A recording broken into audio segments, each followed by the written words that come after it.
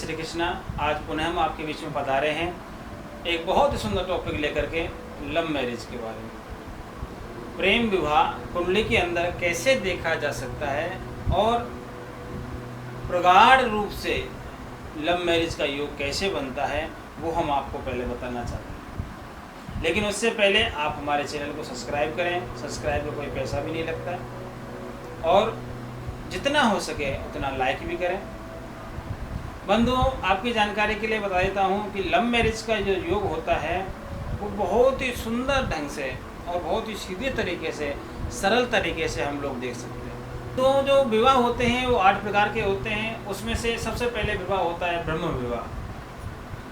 ये जो विवाह होता है ये समाज के अनुकूल एवं माँ बाप की सम्मति से विवाह जो होता है वो ब्रह्म विवाह माना जाता है और वैदिक परंपरा के अनुसार यह विवाह सबसे श्रेष्ठ विवाह माना जाता है।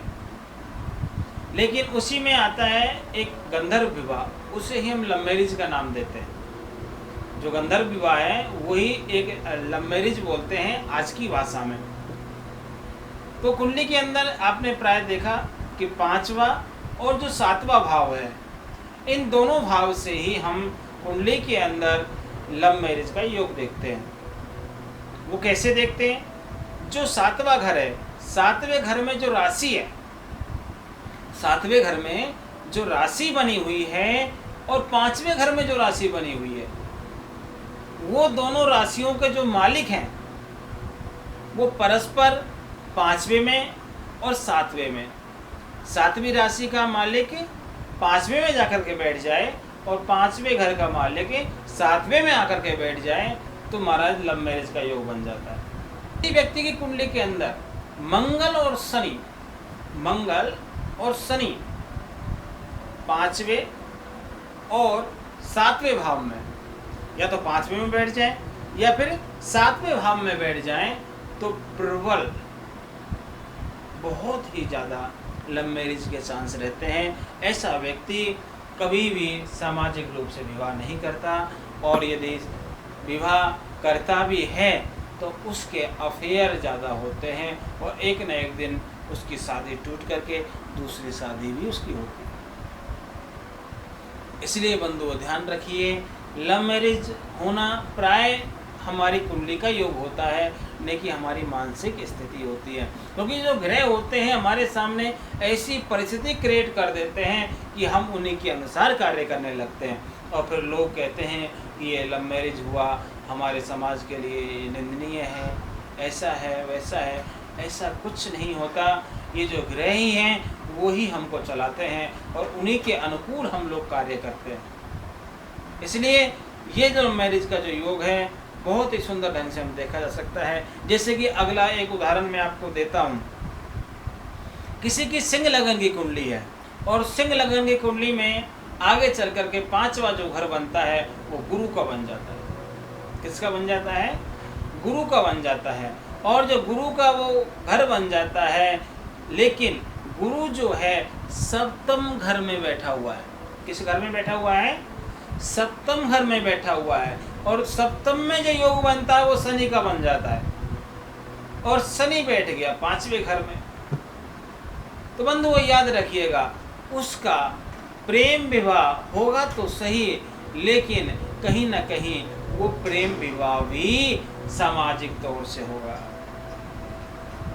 कई बार होता है ना, लोग दो लड़का लड़की प्रेम करते हैं और प्रेम करने के बाद में उनकी जो शादी होती है वो समाज के अनुकूल होती है, सामाजिक तौर तरीके से होती है, रीति रिवाजों के हिसाब से होती है। तो इसलिए प्रेम विवाह को देखने के साथ साथ ग्रहों की स्थिति भी देखनी चाहिए कि कौन सा ग्रह कब और कहाँ कितना डिग्री पर बैठा हुआ है और उसके साथ साथ वो उसको क्या फल देने वाला है। गुरु है सात्विक ग्रह और महाराज शनि है क्रूर ग्रह।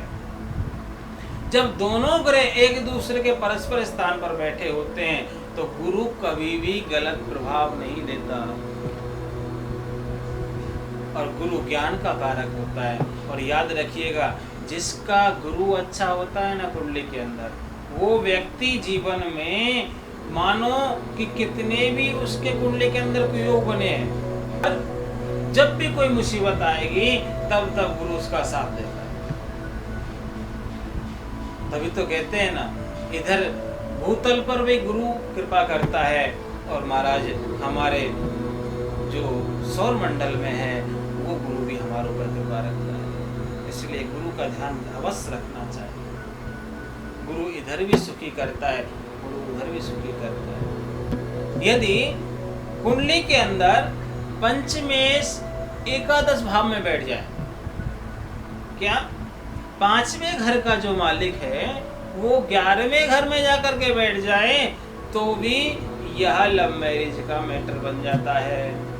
और उसी के साथ साथ यदि सप्तमेश 12वां, तीसरा और 7वें घर में, 12वें, तीसरे और 7वें घर में बैठ जाए तो व्यक्ति का पहले तो बहुत लंबा फेर चलता है, कई सालों तक उसका लव चलता है और उसके बाद में फिर उसकी शादी होती है। इसलिए बंधुओं, इस कुंडली के माध्यम से मैंने आप सबको दर्शाया है, आप यदि अपने ग्रहों के हिसाब से कार्य करते हैं तो आप अपने जीवन में प्रगति करने के लिए तैयार रहिए। और यदि आप ग्रहों के अनुकूल कार्य नहीं करते हैं, ग्रहों को नज़रअंदाज करके, नज़र किनार करके निकल जाते हैं, तो कहीं ना कहीं आपको किसी न किसी प्रकार से समस्याओं का सामना तो करना ही पड़ेगा, लेकिन अपने जीवन में कभी तरक्की को प्राप्त नहीं कर सकते। यदि आपको कोई भी अपना कुंडली का विश्लेषण करवाना है तो आप हमारे व्हाट्सएप नंबर पर कांटेक्ट कर सकते हैं, अपना डेट ऑफ बर्थ लिख करके उस पर भेज सकते हैं और डेट ऑफ बर्थ के माध्यम से हम आपकी कुंडली आपको उसी अनुकूलता के हिसाब से और पूर्ण विश्लेषण करके आपके लिए जो जो समस्याएं होंगी उनका समाधान हम लोग आपको बताएंगे। और हमारा जो कृष्णा ज्योतिष ज्ञान जो संस्था हमने अभी बनाई है, इस संस्था के माध्यम से यदि आप जन्मपत्री बनाना चाहते हैं तो उसके लिए भी आप मैसेज कर सकते हैं। इसलिए बंधुओं, यदि आप नीचे कॉन्टैक्ट दिए गए हैं आप उनसे संपर्क कर सकते हैं, अपनी कुंडली बनवा सकते हैं और अपने जीवन में तरक्की का रास्ता आप खुद चुन सकते हैं। राधे राधे, जय श्री कृष्णा, धन्यवाद।